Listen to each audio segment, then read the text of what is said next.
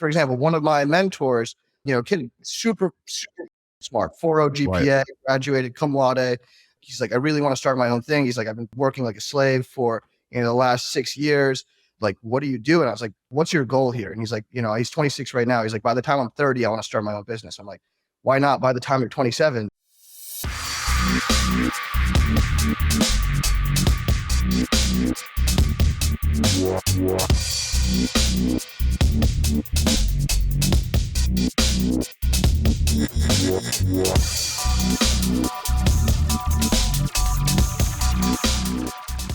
Well, welcome to another episode of 2000% Raise, and it's getting exciting. We're approaching that 50th episode number in a couple of weeks, and gosh, I just look back to when we started this back in September, and I was encouraged by different people. Mike DeChocho, who's the producer of the show with Social Chameleon. I was actually interviewed a year or so ago, about a year before I started this, on his podcast, and him as well as a guy named Mo Abelusi. Really recommended to me, dude, you got something here, man. You need to put yourself out there more on social media. You need to do your own podcast. It'll be successful. And here we are approaching that magic number 50, and I'm pretty pumped up. So, as I look back at our guest list, me as a 46-year-old, it's interesting. I look at some of the people I looked up to when I was younger that I thought are pretty cool. I almost pinch myself having people like, Jeremy Roenick and Kid from Kid and Play and Jamie Kennedy. These are people when I was in my teens and I was in my 20s. I was like, whoa, these are big stars. And here I am having them on my show rubbing elbows with them, which I think is freaking awesome. One of the things that I think is missing, though, is a gap as I really kind of reviewed things. We had one entrepreneur on here, Madison Clavon, recently.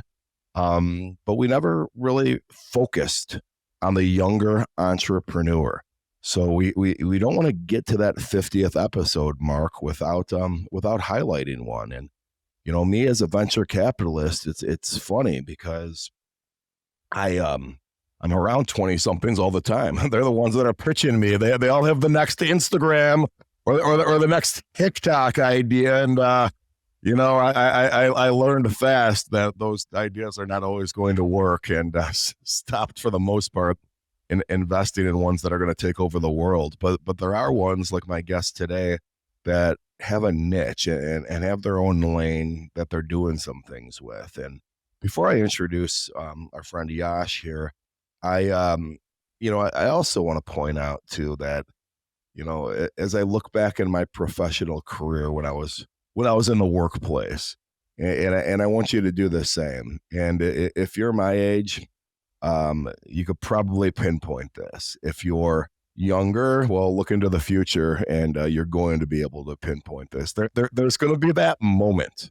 There is going to be that moment in time in your professional career when you realize you are no longer the young guy. You are no longer the young, cool guy.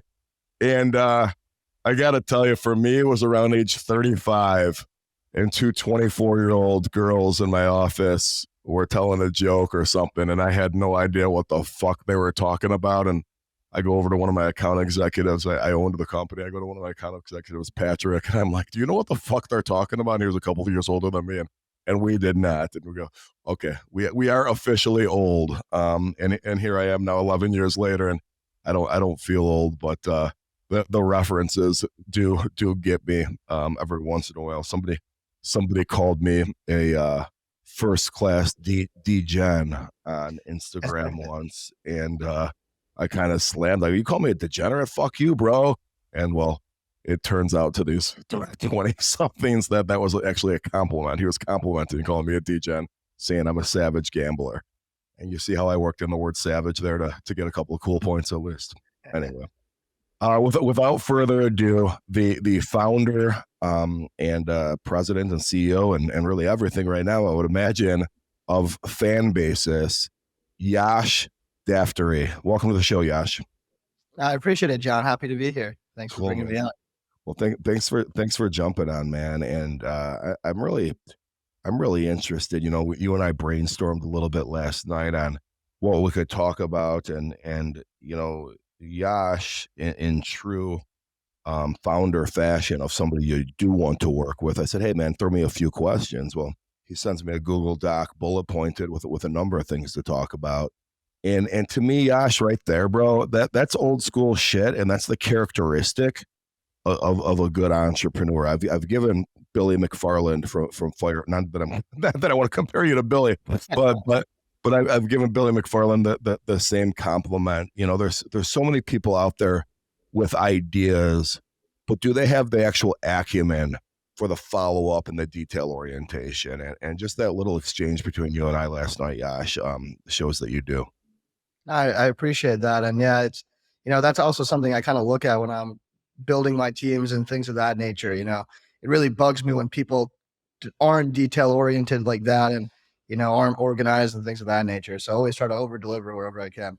That's awesome. That's awesome. That used to be my motto: under promise and over deliver. And, for me in the sales world, in the business to business sales world, sometimes you under promise too much, you end up not freaking getting the clients. You gotta find that balance. But Yash, where did you're 23 years old? Where did you go to college? I went to Emory University in Atlanta. Okay, good private school. Your parents probably paid a pretty penny to go there. Briefly, could you tell us a little bit about your parents' background, or what your dad does, or what kind of maybe financial position your family's in?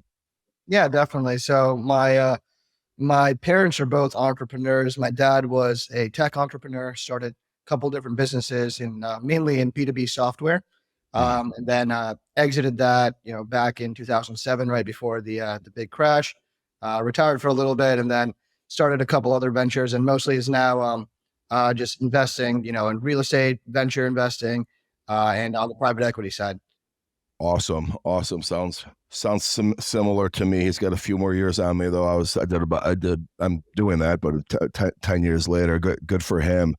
And so he had that entrepreneurial spirit. He had an exit, yet here you still are going to Emory, to a university. Was that still promoted in your family, higher education, as the move? Yeah, so it was actually interesting.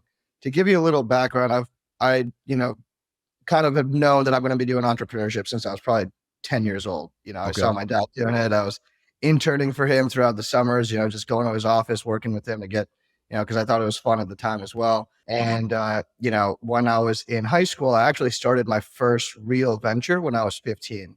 Nice. And that was my first startup. It was called Rental. It was a peer-to-peer marketplace where essentially users can rent out their belongings to other people. So think like where Airbnb meets like Craigslist. If you got a speaker system playing in your house, or you got this podcast equipment, you could rent it out to other people on a weekly, daily, monthly basis, whatever it might be.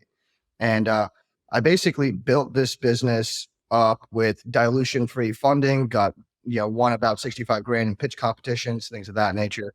And we're able to build a beta version of the product. And then we ended up, I actually ended up getting an opportunity for the Thiel Fellowship from Peter Thiel. Basically, they pay you 100 grand to not go to college, drop out, and move out, and get incubated by them in Silicon Valley. So wow, it was interesting because I heavily considered it at the time.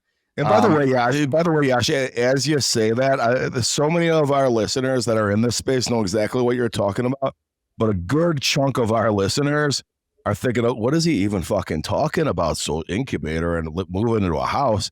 And we all think of the movie Social Network. If it wasn't for the movie Social Network, none of us would even know what the F you're talking about, period. So I'm sorry, continue. Phenomenal movie too. But yeah, so I got the Thiel Fellowship. So I basically had someone paying me to drop out of college at that point. And they were funded my business as well, to bring us to the next level. But at that point, my dad, from his experiences in college, he said college was something that was very ROI positive for him, not with the education by any means, but just with the network that he was able to build. So that's kind of where they pushed me to go to school instead.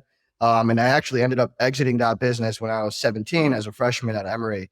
That was the first very little exit, but first kind of taste of the startup world that I got going through the whole process. We were still a beta in beta at that time, but it was interesting. So who did you get? And for the listeners that aren't aware, when he says exit, it's talking about that doesn't mean that you fucked it. Hey, fuck it, I'm exiting out of here. It means you sold the business. Usually it means you sold the business in this context. Who did you sell it to? So there was an angel group based out of South Florida that invested in a company that was doing similar things based out of the UK. And they liked our IP branding and infrastructure that we built better. And on top of that, we already had, a couple dozen thousand beta users based out of the US, and those guys had no US presence. So that's kind of what they acquired, was all of our IP. It's interesting, man. And I'm just going to talk really briefly here about family lineage. And, I was doing the same kinds of shit, the same mindset, I should say, as you in high school, but I didn't have parents that were entrepreneurs. So I had that entrepreneurial spirit, but I was not grasping the idea of doing a business that you don't make money, or doing a business that the only really upside is when you sell it. I was always looking at stuff like, okay, let's be cash positive next week. Let me build this pile of cash underneath my bed and hide it from my parents. You know what I mean? And not that one's better or worse, but it is just interesting, when the one person in your family changes, the mindset as you move forward. My son is looking at things a lot differently than I was in high school, but I listen to him talk though, and he thinks the exact same way I did when I was 15. He's now in a different category because, my dad was a high school teacher. He didn't come from an entrepreneurial background. And Yash, I would imagine was your dad first generation here, immigrant? Yeah, first generation, came here with like $1,500 in his pocket. So he kind of had a similar story on that end. Awesome. And then higher education, back to that real briefly, because I talk about this a lot on social media. Is there starting to be, Yash, a paradigm shift in people in your age category versus mine? And I'm going to tell you right now, my age, you go to college because it matters. And even as you get older and you're in your upper 20s and early 30s, when you're in Chicago or LA or wherever the fuck you live, dating, one of the first questions that come up is where did you go to college? And I think, I think it puts you in a certain category, A, having the answer be yes, but B, then also where you went a little bit in terms of socialite status to a degree. Does that matter for your age category right now? What's funny is my closest friends now are almost all of them are high school or college dropouts, which I never would have imagined. And it's funny too, because even when I first told my parents that, they had like a little bit of a stigma, against them until they met these guys and were like, wow, these guys are fucking smart. And it's interesting because, even the most successful ones of my friends at this, point in time are the ones that dropped out of school. I mean, they had a kind of a head start on their career because they started working 4 or 5 years ago, while everyone was partying in school. But at the end of the day, it takes a, level of guts to be able to do that as well. And it's interesting because when I look back at college, like I'm not using 99.9% of the stuff that I learned in school. Right. Yeah. Then again, I also wouldn't be building this company if I didn't go to school. I met a lot of people there, got a lot of mentors. And also, just with like, the opportunities I had, like, for example, meeting like the president of Coca-Cola at school and things of that nature, I was able to learn more from the experiences than the actual knowledge itself. And then having those people around you too, you know what I mean? You become a sponge. If becoming a multimillionaire for me was a 15-step program, and I was on step 1 when I was your age, and I knew that step 15 was being a multimillionaire. I don't know if I would have ever got into step 15 if I knew what it looked like. I needed to do steps 2 through 14 on the way and keep my head on a swivel the whole fucking time. Even to the point when I exited, bro. Even to the point when I exited, I don't fucking know how private equity fucking worked. You know what I mean? I'm like, oh, okay, there's this letter of intent. I'm reading this shit. I go, these fucking guys are dumbasses. They're going to pay me this much for this company. It's a great fucking company. Don't get me wrong. But I'm like, dude, why would you pay me that much? And I was very proud of the company making a bunch of fucking money. Oh, this is what EBITDA is. We're going to pay you a multiple of that. Okay, good. But why? You guys know it's going to take you 12 years to get this fucking money back, don't you? And it's funny, and then you learn little things like, okay, well, they're going to sell it to another private equity firm, and they're going to package you up with others, and they're going to sell it to them for a bigger multiple. Oh, okay, that makes sense. So is this all like a fucking? Are you using my business that I've built the last 10 years in a Ponzi scheme? Because that's what it kind of fucking feels like. But anyway, That's so. Yeah. Hey, everybody, I want to invite you to check out 2000%raised.com. Here you could buy the 2000% Raised book, also available on Amazon. You could check out 2000% Raised merchandise, as well as 2000% Raised special events that might be coming to your city soon. Last but not least, you can enroll in the 2000% Raised curriculum, which will help you on your entrepreneurial journey. Don't forget to follow at John Cerasani on Instagram and TikTok as well. Thank you for being a supporter of the show.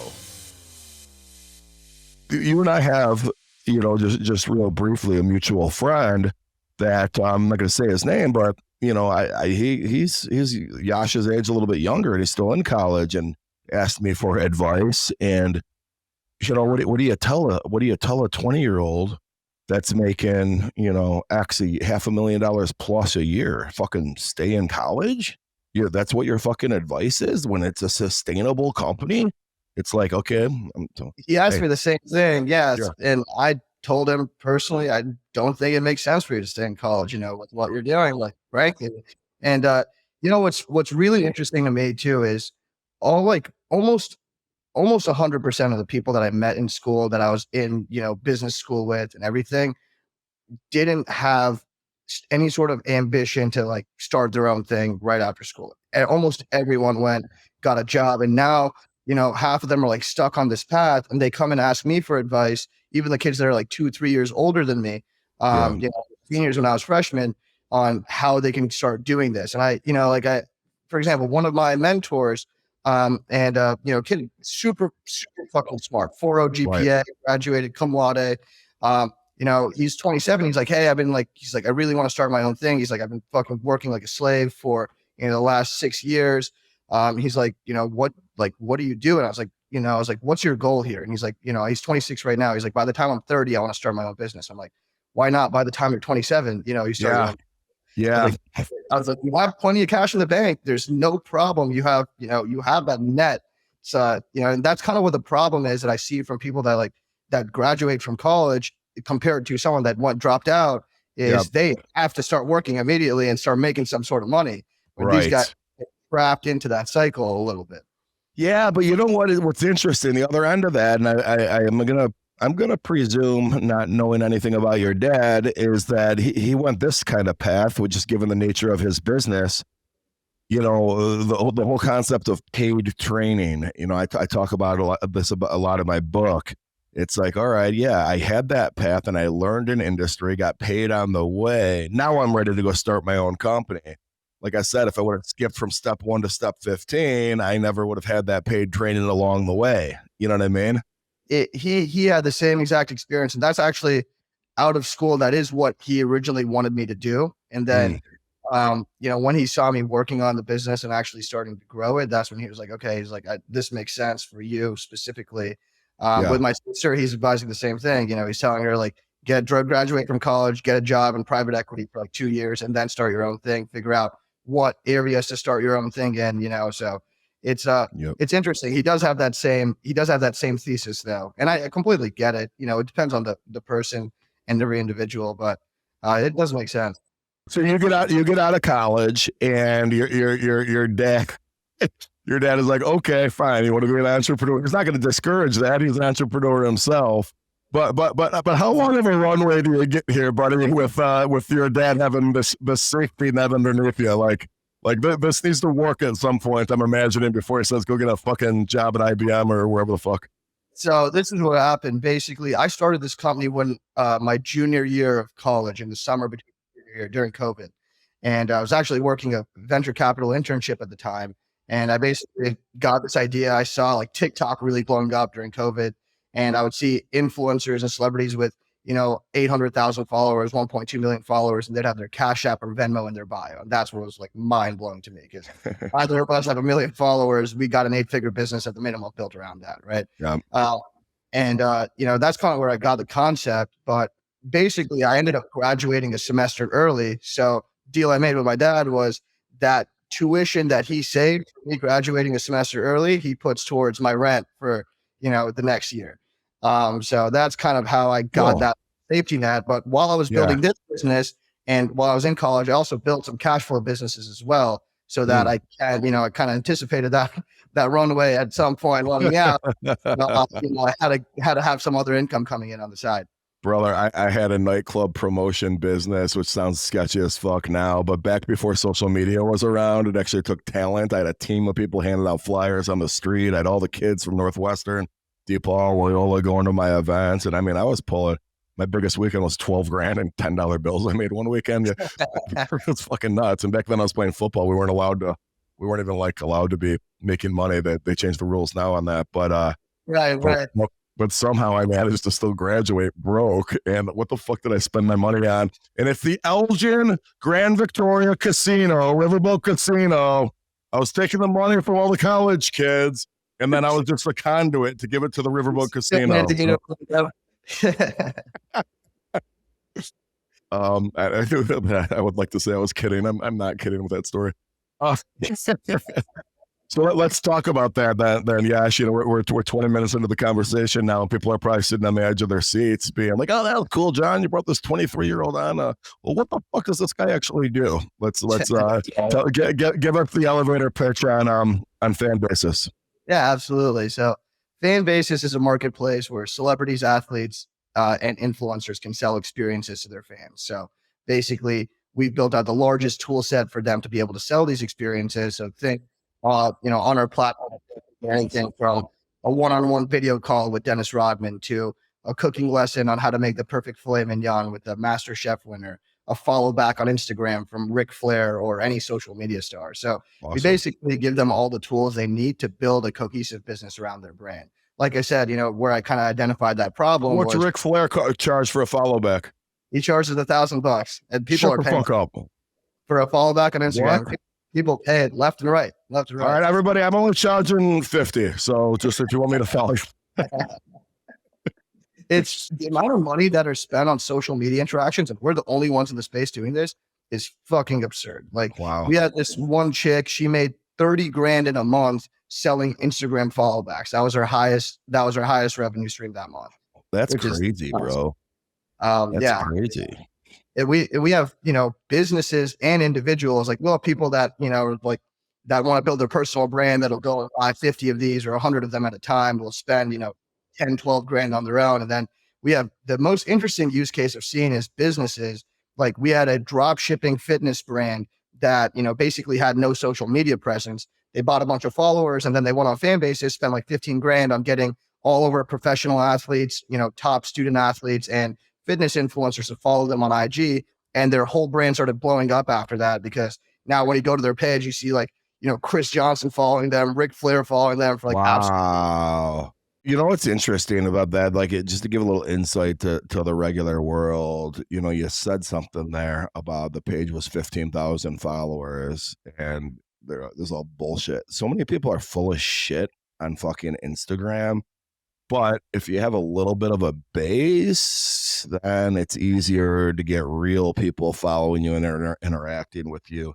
And you could figure the fucking shit is. People are so fucking greedy. They start getting addicted to buying fake followers. You get to some of these pages, motherfucker, you got 1.5 million followers. Your fucking page sucks. You're playing with your kid and you have 1.5 million followers. Shut the fuck up. And then what's the best is when they think they're like better than you. Dude, do you really think you're better than me because you bought more fucking followers than I did? Or $150, yeah. Exactly. What the fuck?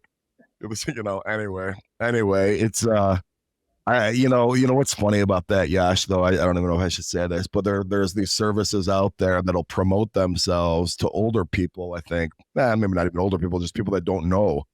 That'll say they're social media promoters and we're going to get you traction and we're going to do this and that, and they're turning around fucking buying fake followers. Well, no, they're not fake. Look at this person. Look at that person. And dude, it's fucking nuts. And then I look at people that have these fucking fake interactions, and it's like, I don't know if the Instagram person, because maybe the guy's 50 years old, I'm like, does this guy know Is he using a social media company that's tricking him, or is he in on it? I don't fucking know. You know what I mean?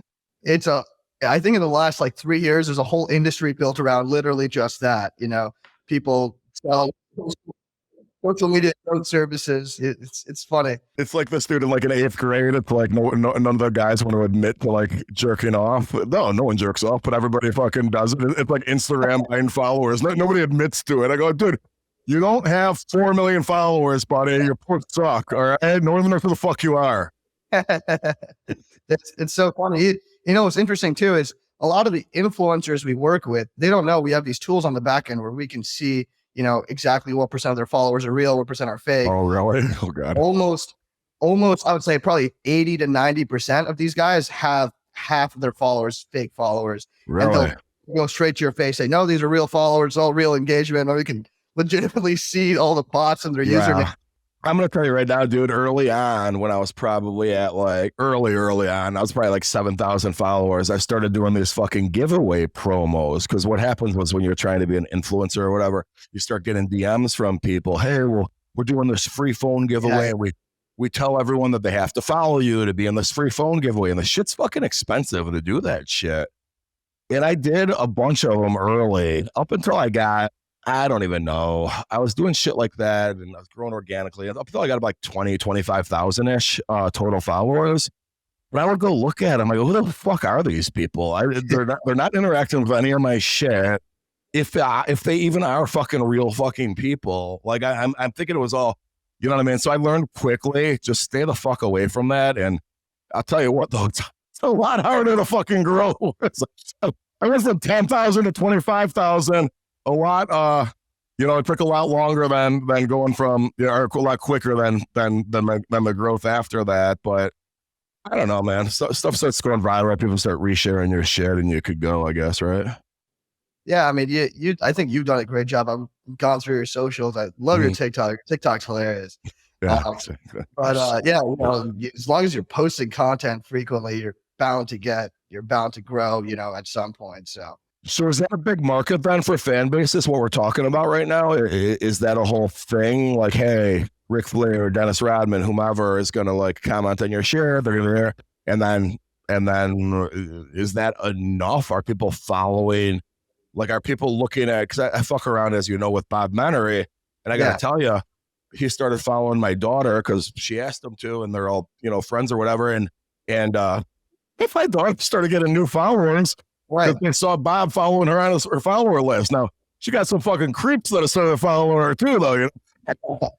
There's that part of it is interesting sometimes. Like some of these influencers will tell me like, yeah, I just did the follow back with that person, but I fully restricted them so they can't be messaging me or anything like that. We post on there, they look fucking weird. Yeah. So it is definitely a market though, and we're capturing that. We're actually building out something called FanBasis for Business right now. You may have seen it on the deck, but it's literally because about 20% of our transactions at this point are coming from businesses that are buying, Instagram story shout outs, the follow backs, like and comments, and we're just making it easy for these companies to buy it in bulk because they'll literally like reach out to us and email us, DM us, and say, hey, I found like these 25 people that I could buy from. Can you tell me if there's anyone else on your platform that, can offer these kinds of things? I want to get as many as possible. So, awesome. we're optimizing it for businesses and individuals to buy in bulk. And what's the end game, Yash? Are you able in a business like this, if you don't have an exit, are you able to actually just make money like a regular business and live off something like this? Or is that not in the plans? Yeah, I mean, we were cash flow positive for a couple months this year, and then we just started to invest a little bit more. I mean, for a seed stage company, it's not something that's kind of unheard of. I would say my best skill set, and besides, frankly, my whole team's is growth hacking. We've spent $0 on paid marketing. All of it's just been, creating virality around the product and the business and getting organic sales. All these, at the end of the day, we built a influencer marketing machine in a sense, all these guys promoting their pages, bringing sales to us. And that's kind of how the business works. And right there is the difference between if you're building it to have this as your company or if you're building it to sell. And when you talk about, your cash flow positive, you reinvested it in the company. And we're talking about in a technology type of space that's venture capital, I'll look at my insurance company. Okay, do I invest this money into, hiring salespeople, or I'll just keep it for myself? And now I don't have to bother training these salespeople, and I'll probably just do it myself and keep the money here. You know what I mean? It's that balancing act. Now, where if I was building in it to sell, I want to get every extra dollar of revenue on the book, so it makes sense to dump it back in. You know what I mean? Yeah, exactly. Yeah. And there's definitely some exit opportunities. Actually, in the last 2 years, I've already gotten 2 offers to buy the company. Just we're not big enough to where I would be interested in selling it. It'd be a nice little check for me, 23 right now, but there's too much room to grow. So, you could be the master of the small exits. Yeah, just 23. He's had 2 exits. They're both small, but there's 2 of them still. David Meltzer, he's like a business influencer, and I love him. But he always talks about his first exit being for like $4 billion or something. I go, dude, you were working at Samsung as a legal counsel or something when they had some kind of fucking exit, or someone sold a Samsung or something. It's like, well, my first exit was $4 billion. Okay. I love David, but that's the power of social media. You can position things over like you want, That's so funny. Yeah, I actually had a similar experience with a guy I met a couple of weeks ago, who wanted to be like an advisor for me, like personally, not even for one of my businesses. And he was telling me, he's like, yeah, I've got like $1.8 billion in exits over the last 10 years. I was like, wow, like this guy's being super legit. And then I would look into it, and he was literally just an employee at all of these companies. Damn. And I was like, you gotta be kidding me. Dude, seriously, that's exactly how it freaking, I mean, I could give you about 20 examples of that. I don't want to embarrass any people. The only reason I have to think about David is because he's awesome. And if you listen to all his shit, he talks about exactly what his role was. But if you just look at the 12-second clip, you know what I mean? You're like, wait a minute. You're at $4 billion? Holy shit. Holy shit, man. And he's not portraying himself that way. I'm totally just busting balls here. So listen, man, we got. I try to keep these to a half hour. This is super exciting. How could people learn more about FanBasis or find you on Instagram? Yeah, absolutely. So to learn more about FanBasis, they can just go to fanbasis.com, FANBASIS, or follow us on Instagram. And then to connect with me personally, my DMs are always open to people looking for opportunities or looking to connect. Feel free to follow me at Yash Daftary on Instagram and shoot me a DM. That's funny, man, that you spelled out FanBasis, because now that I'm thinking about it here, if you're just listening to this for the first time, am I saying basis or am I saying bases? Good job, Yash. You're paying attention, buddy. You're paying attention. Good job, dude. That's smart. All right, man, listen, we end every episode like this, okay? Yash Daftary, what movie do you recommend to the 2000% Raise audience? My favorite movie is Inception. I think that's the most trippy movie I've seen. Brother, I watched that again recently, and I made my son watch it to me. It gets like a little scary, right? You start picturing yourself like, wait a minute, what am I doing this right now? Awesome interview. Thank you, buddy. Yeah, absolutely. Thanks for having me on here, John. It was a pleasure. And that wraps up another episode of 2000% Raise. Thank you for listening. The best way to support our show is by leaving a rating or review on all platforms you listened on. And of course, by following, liking, or subscribing. Visit us at 2000percentraise.com or at John Cerasani on TikTok and Instagram. And of course, my YouTube channel at John Cerasani's 2000% Raise. Find all the ways to follow today's guests in our show notes. Thank you for being a part of our entrepreneurial journey.